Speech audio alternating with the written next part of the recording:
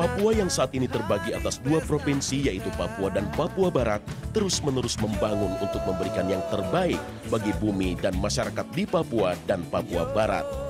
Semangat untuk maju inilah yang mendorong pemerintah Indonesia memberlakukan Otsus atau otonomi khusus untuk memberikan kesempatan seluas-luasnya putra-putri Papua membangun daerah mereka. Otsus terbukti telah mempercepat pembangunan infrastruktur, meningkatkan pelayanan pendidikan, pelayanan kesehatan, dan pemberdayaan ekonomi rakyat.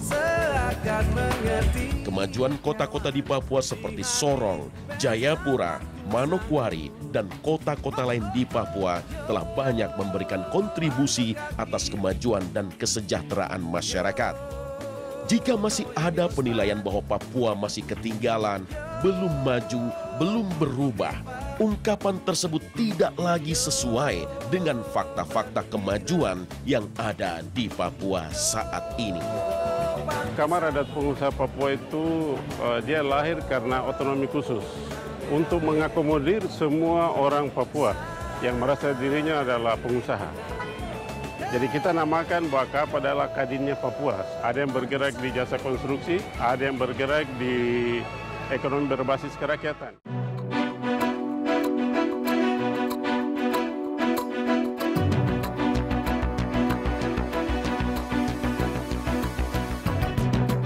Pembangunan telah membuat Papua maju dan sejahtera, seperti halnya yang terjadi di kota Sorong. Selain memiliki kearifan lokal, juga memiliki potensi yang tak kalah saing dari kota-kota lain. Pertumbuhan ekonomi dan perkembangan bangunan serta swalayan yang begitu pesat menjadikan kota Sorong merupakan salah satu kota termaju di ujung timur Indonesia. Dari sisi pariwisata, kota Sorong juga memiliki tempat wisata yang tidak kalah menarik dan salah satu pulau di Sorong yaitu Raja Ampat yang sangat terkenal. Sorong juga eksis sebagai kota jasa, industri, dan perdagangan. Sektor jasa yang menjadi andalan kota Sorong tercermin dari dinamika sektor perhubungan, baik perhubungan laut, udara, maupun darat. Di daerah lain Papua, para pedagang dari Papua New Guinea berbondong-bondong mengunjungi Wutung di Jayapura, serta distrik Sota Merauke yang berbatasan dengan wilayah lain negeri Papua New Guinea. Basically, almost everything that we need from PNG, we go there. Because Wanimo is smaller than Jayapura.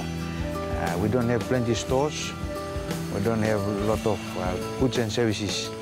That's why a lot of us from this side, we go across to Ruko on Tuesday and Thursday for shopping day. Some of us go all the way to Sko, Koya, even all the way to Jayapura.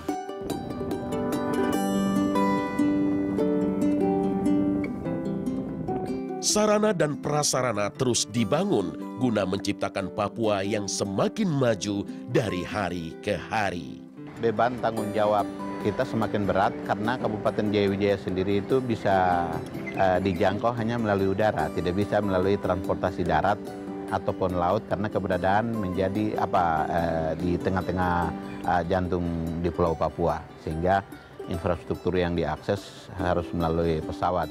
Dengan kehadiran Otsus ini sebenarnya harapan pemerintah pusat untuk memberikan manfaat kesejahteraan bagi masyarakat ini yang mungkin perlu kita bangun bersama supaya bagaimana mengemas kegiatan pembangunan ini sesuai dengan yang diinginkan oleh rakyat.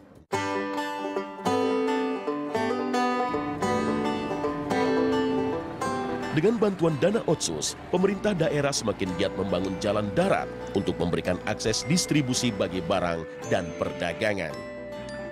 Kabupaten Jayawijaya contohnya. Kabupaten Jayawijaya yang merupakan salah satu kabupaten di Papua dengan ibu kota Wamena dengan luas daerah 52.916 km persegi yang meliputi 28 kecamatan dan jumlah penduduk lebih dari 432.000 jiwa, di mana sebagian warganya hidup di lereng-lereng perbukitan yang sulit dijangkau.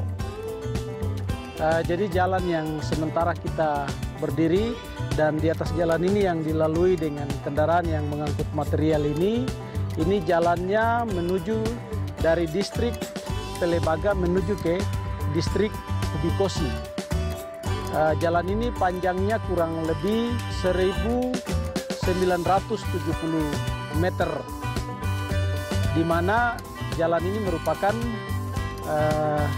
jalan kawasan strategis cepat tumbuh.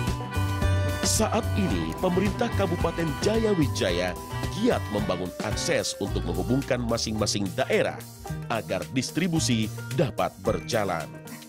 Kita akan berusaha keras, kita membangun kabupaten ini supaya kabupaten ini ke depan lebih baik, seperti halnya dengan moto Kabupaten Jayawijaya itu Yogota Kebuluk Motok, yang artinya hari esok harus lebih baik dari hari ini. Hasil pembangunan kini bisa dirasakan oleh masyarakat Kabupaten Jayawijaya. Pembangunan sarana dan prasarana yang dilakukan oleh pemerintah telah membuat hubungan antar daerah di Kabupaten Jayawijaya semakin mudah dijangkau. Unit Percepatan Pembangunan Papua dan Papua Barat atau UP4B menargetkan pengerjaan 14 ruas pembangunan jalan yang menghubungkan dua provinsi ini dapat segera diselesaikan.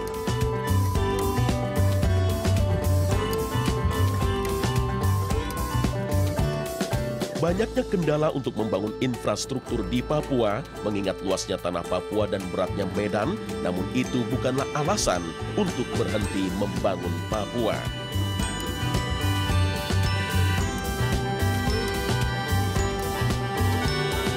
Seluruh rakyat Indonesia seharusnya bangga melihat Papua saat ini.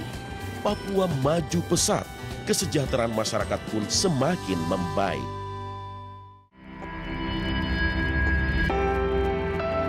Selain pembangunan, sisi kesehatan menjadi hal yang giat dibenahi pemerintah di Papua. AIDS, salah satu penyakit yang mematikan di dunia, berepidemi di Papua.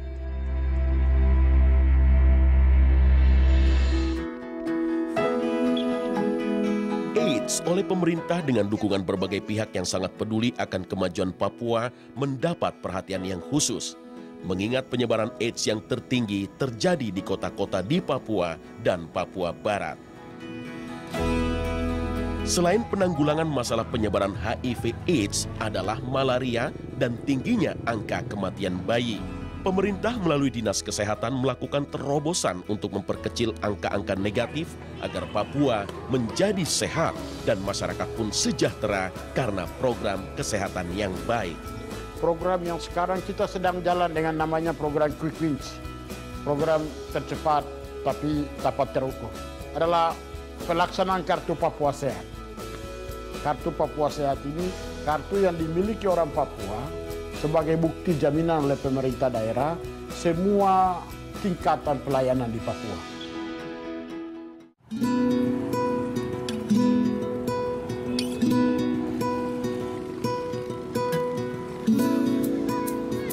Selain masalah kesehatan, pemerintah menitik beratkan pembangunan di Papua dari sisi sumber daya manusia.